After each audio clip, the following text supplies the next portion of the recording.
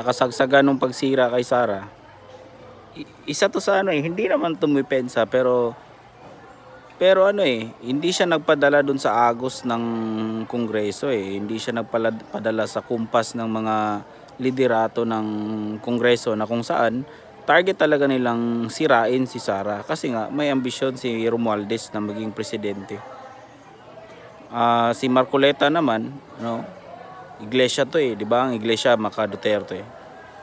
So ang dalawang ito, masasabi mo talaga na kinakaibigan nila si Sara hindi dahil may benepisyo sila pag naging presidente ito. Kinakaibigan nila si Sara kasi they see good in her.